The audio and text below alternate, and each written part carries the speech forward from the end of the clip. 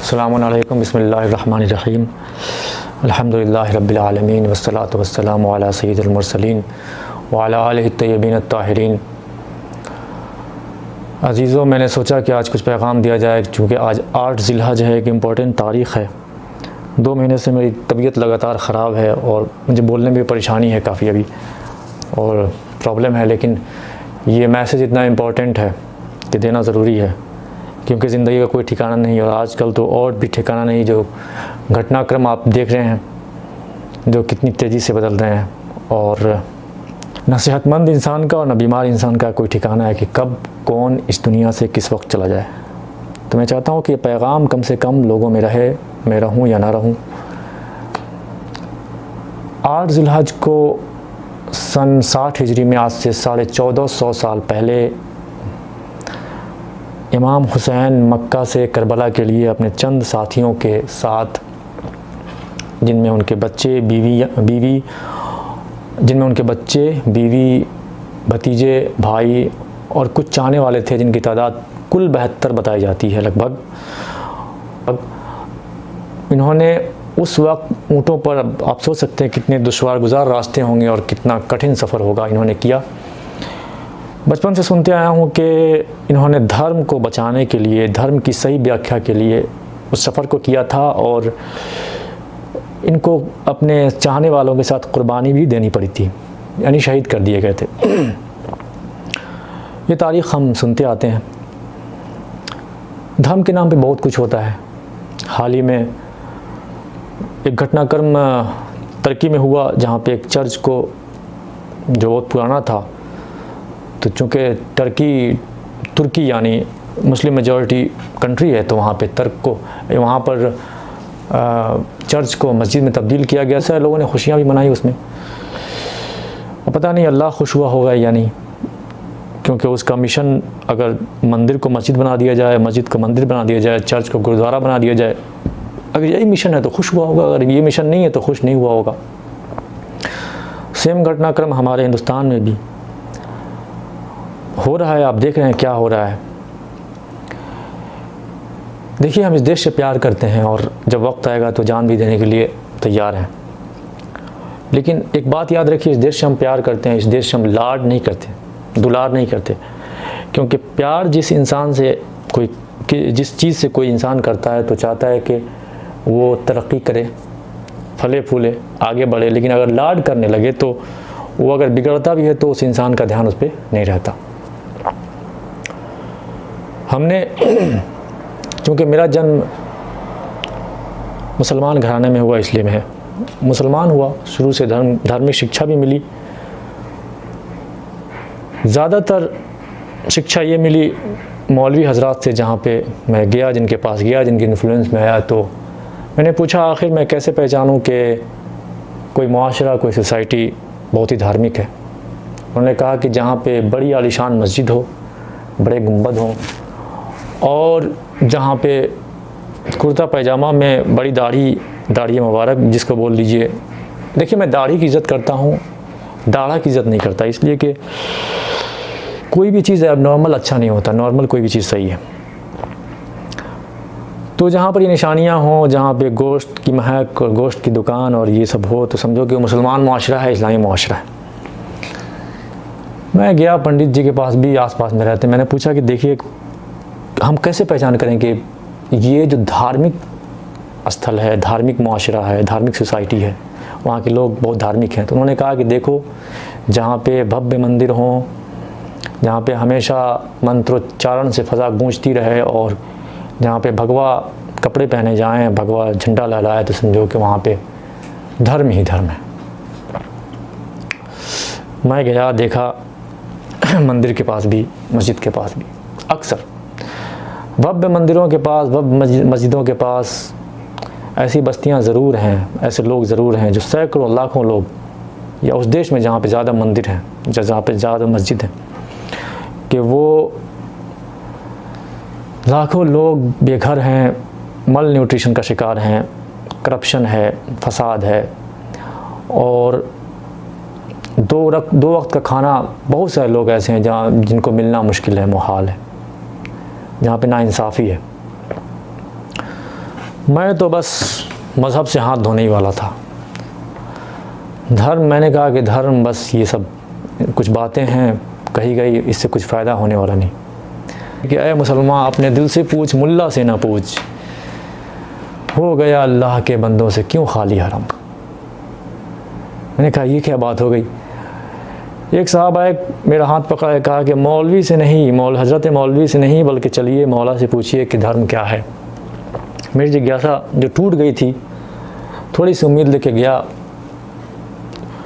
मैंने कहा कौन से मौला? उन्होंने कहा मौला अली। मैंने कहा अभी तो है नहीं, वो 1400 साल पहले थे। कहा कि उनकी किताबें पढ़िए और उनकी बातें पढ़िए, दर्शन पढ़िए। मैंने पढ़ना शुरू किया। उन्होंने कहा ये जो सवाल जिससे मैं अब अधर्मी होने वाला था, उन्होंने कहा कि किसी ने सेम सवाल उनसे, सेम क्वेश्चन कहा कि आखिर धर्म, आखिर मैं कैसे पहचान करूं कि कोई मुआशरा, कोई सोसाइटी धार्मिक सोसाइटी है। तो उन्होंने कहा कि देखो एक पहचान है। क्या पहचान है? कहा कि जहाँ जाओ अगर देने वाले हों, जहाँ पे लेने वाले कम हों, देने वाले ज़्यादा हों, तो समझो कि वो धार्मिक मुआशरा है।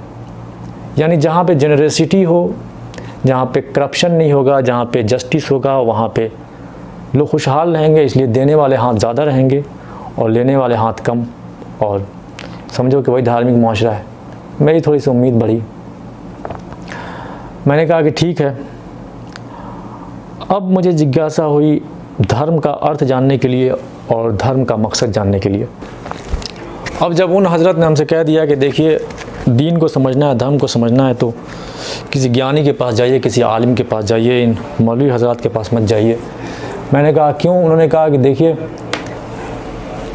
देखिए भाई के दीन काफिर फ़िक्र तदबीर जिहाद, दीन मुल्ला फ़ी सबीलिल्लाह फ़साद। मैंने कहा आप सही कह रहे हैं, इसलिए कि मैंने देखा है कि दो चीज़ें एक जगह बिना लड़े रह ही नहीं सकते। उन्होंने पूछा कौन कौन? मैंने कहा कि 2 मुर्गा रख दीजिए एक जगह, बिना लड़े रह नहीं सकते, और 2 मौलवी रख दीजिए, बिना लड़े रह नहीं सकते। अब क्या करें, हमारी बदनसीबी है कि सबसे ज़्यादा प्रजातियाँ ये मौलवी हज़रात की हमारे यहाँ पाई जाती हैं। और एक मुल्क है पाकिस्तान शरीफ, जहाँ पे सबसे ज़्यादा ये प्रजातियाँ पाई जाती हैं, जहाँ पे इनकी वजह से फ़साद ही फ़साद होता रहता है। खैर मैं किसी का दिल नहीं दुखाना चाहता, लेकिन माफ़ कीजिएगा, ये हकीकत है जो बताना बहुत ज़रूरी है। क्योंकि इन्होंने फ़ायदा कुछ किया नहीं दीन का, धर्म का, नुकसान बहुत ज़्यादा कर दिया है। इसलिए मेरा दिल दुखता है और मैंने ये बताना ज़रूरी समझता हूँ। मैं धर्म को समझने के लिए, चूँकि मैं मुसलमान घराने में पैदा हुआ, तो मैंने सोचा कि सबसे पहले कुरान पढ़ूँ। कुरान ने कहा कि देखो हमको थोड़ा धीरे धीरे पढ़ो, तरावी में हाफिज़ रेल की तरह पढ़ोगे तो मैं समझ में नहीं आने वाला। मैं धीरे धीरे पढ़ना शुरू किया, तो मुझे जिज्ञासा थी कि धर्म का अर्थ समझा जाए और धर्म का उद्देश्य समझा जाए कि इसका मतलब क्या है और इसका मकसद क्या है। तो एक जगह अर्थ मिला हमको धर्म का, मीनिंग। कहने लगा कि इन्ना दीन इंदल्लाहिल इस्लाम। मैंने कहा कि ये तो इस्लाम से पहले लोग डरे हुए हैं और कहते हो कि धर्म इस्लाम है। कहा कि नहीं, सब्र करो, लोगों में कन्फ्यूज़न है। मैंने कहा कैसे? कहा कि दूसरा किताब पढ़ लो। मैं हिंदू हज़रात के यहाँ गया, मैंने गीता खोली। मैं सोचा कि यहाँ धर्म का कोई और मतलब होगा, कोई और अर्थ होगा। श्री कृष्ण अर्जुन से कहने लगे कि देखो, धार्मिक इंसान वो है जो पूरी तरह समर्पित है, सरेंडर है। किसके आगे? परमात्मा के आगे, एक ईश्वर के आगे। तो मैं धर्म का अर्थ गीता से मैंने समझा कि धर्म का अर्थ है समर्पण। और कुरान ने कहा कि धर्म एक ही है, उसका नाम है इस्लाम। जब मैंने इस्लाम को ट्रांसलेट किया अरबी से हिंदी में, तो इस्लाम का ट्रांसलेशन है समर्पण। मैंने कहा दोनों पैगाम तो एक ही है। मुझे अब चीज़ें जोड़ना आ गई कुछ कि हाँ ये चीज़ बिल्कुल, बस कन्फ्यूज़न है हम लोग जानते नहीं हैं। वो कहते हैं कि इस्लाम धर्म अच्छा है, वो कहते हैं कि ये धर्म अच्छा है। हालांकि दोनों का मैसेज, दोनों का उद्देश्य एक ही है, बस ज़बान का फ़र्क है, भाषा का फ़र्क है, और उससे ज़्यादा कुछ नहीं। अर्थ तो मिल गया, मीनिंग मिल गया, लेकिन मैं एक और चीज़ जानना चाहता था, धर्म का उद्देश्य क्या है आखिर धर्म के लिए लोग ऐसा क्यों करते हैं, क्या उद्देश्य है। मैं कुरान पढ़ने लगा पढ़ता पढ़ता एक जगह मिला मुझे पूरे कुरान का निचोड़, उद्देश्य, मैसेज का उद्देश्य। कहने लगा कुरान के बिस्मिल्लाहिर्रहमानिर्रहीम वलक़द अरसलना रुसुलना बिलबय्यिनात व अंज़लना मअहुमुल किताब वल हिकमा व अंज़लना मअहुमुल किताब वल मीज़ान लियक़ूमन नास बिल क़िस्त। अब ये अरबी है, मैं उसका ट्रांसलेशन कर देता हूँ कि मैंने जितने भी दूत भेजे, रसूल भेजे, पैगंबर भेजे, जहाँ जहाँ भेजे, सब जगह भेजे, कोई कबीला, कोई ग्रोह, कोई ज़मीन, कोई मुल्क खाली नहीं रहा। लेकिन उसका एक मकसद था भेजने का, और मकसद ये था कि लियक़ूमन नास बिल क़िस्त, यानी कि जस्टिस कायम हो जाए, न्याय फैल जाए, अन्याय का ख़ात्मा हो जाए, अत्याचार का ख़ात्मा हो जाए। यह है उद्देश्य कुरान का।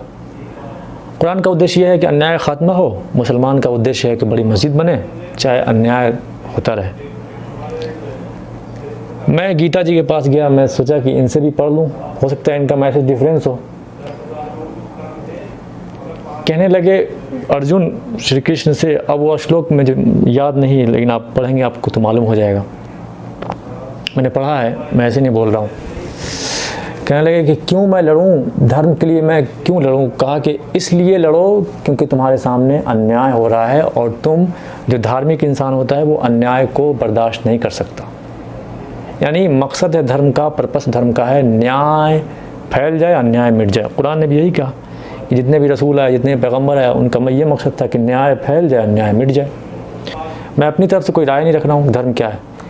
मैं तो ठहरा कि अज्ञानी इंसान, मुझसे गलती अगर होगी तो माफ़ कीजिएगा। कोई आपके सेंटिमेंट्स को अगर खेद आपको कुछ हो तो मुझे माफ़ करेंगे, क्योंकि मैं अपनी राय कुछ नहीं रख रहा। मैं तो इन धार्मिक ग्रंथों की राय रख रहा हूँ, और ज्ञानी जो लोग कह चुके हैं।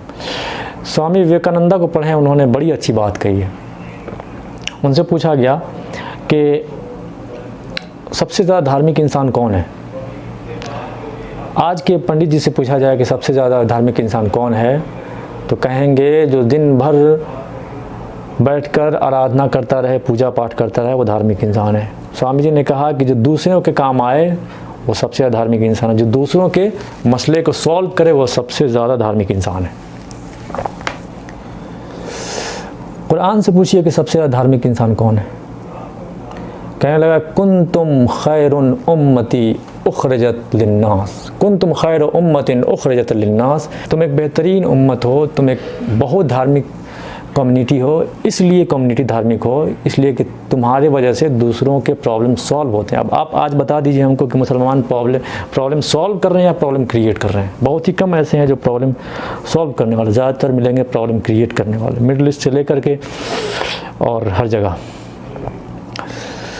बात कर रहा था इमाम हुसैन के बारे में कि आखिर उन्होंने एक ऐसे मोनार्क के ख़िलाफ़, एक ऐसे किंग के ख़िलाफ़ जो अपने आप को मुसलमानों का बादशाह कहता था, मुसलमानों का खलीफा कहता था, जिसकी किंगशिप, जिसकी किंगडम ईरान से लेकर के यूनान तक फैली हुई थी, एक बड़े ख़ित्ते पर, एक बड़ी ज़मीन पर का मालिक था, वो किंग था। लेकिन इमाम हुसैन ने उसकी परवाह किए बिना न्याय के लिए, धर्म का असल मकसद बताने के लिए इतना सफ़र तय किया और अपने बच्चों के साथ एक कुर्बानी दे दी है। कुर्बानी का महीना भी है। प्रॉफिट मोहम्मद सल्लल्लाहु अलैहि वसल्लम पैगंबर जब आए, उन्होंने मैसेज दे दिया, जो मैसेज पहले से भी दिया जा चुका है, जो हर जगह दिया जा चुका है, दुनिया के हर मुल्क में दिया जा चुका था। उन्होंने वही पैगाम को अरब की ज़मीन पर दे दिया, अरबी ज़बान में। बस यही समझ लीजिए, सेम मैसेज वहाँ संस्कृत में दिया गया, यहाँ अरबी में दिया गया। वहाँ का समर्पण, यहाँ का इस्लाम, मैसेज सेम है। जब दे दिया इन्होंने और जब इस दुनिया से रुखसत हो गए, इनके जाते ही जो धर्म का अर्थ था वो अपसाइड डाउन हो गया, पलट गया, जैसे कपड़ा उलट के कोई पहन ले। अब धर्म के नाम पर अत्याचार होने लगा, साम्राज्यवाद स्थापित होने लगा, हुकूमतें होने लगी, हर जगह कत्ल गारत होने लगे, जिहाद के नाम पर ज़मीन को कब्ज़ा किया जाने लगा, लोगों को ज़िबा किया जाने लगा। तब प्रॉफिट मोहम्मद सल्लल्लाहु अलैहि वसल्लम के नवासे उसी ज़माने में लगभग 50 साल उनके गुज़रे हुए थे, वहीं थे। उन्होंने कहा कि नहीं, जो हमारे नाना धर्म लाए थे वो ये धर्म है ही नहीं, ये तो इस्लाम के नाम पर बिज़नेस है, और हम इस चीज़ को बचाएंगे चाहे जिस हाल में हो। तो ईश्वर ने कहा कि तुम्हारे खून की ज़रूरत है, तभी जागरूकता आएगी। उन्होंने कहा ठीक है, अगर मेरे खून से ये धर्म का मैसेज बच जाता है तो मुझे कबूल है, और उन्होंने ये कुर्बानी दी। मैं चाहता हूँ कि तारीख़ करबला भी आपके सामने कोई बयान किया जाए ताकि आपको पूरे कॉन्टेक्स्ट मालूम हो, धर्म का सही अर्थ समझ में आए और ज्ञान मिले। मैं चाहता हूँ कि तारीख़ करबला आपको बताई जाए, जो हिस्ट्री ऑफ करबला है वो अगर आप चाहेंगे, आप कहें कमेंट सेक्शन में कि हाँ मुझे सुनना है, तो मोतबर किताबों से, तारीख़ से और ज्ञान से ही अंधकार दूर होता है। फ़क़त वस्सलाम।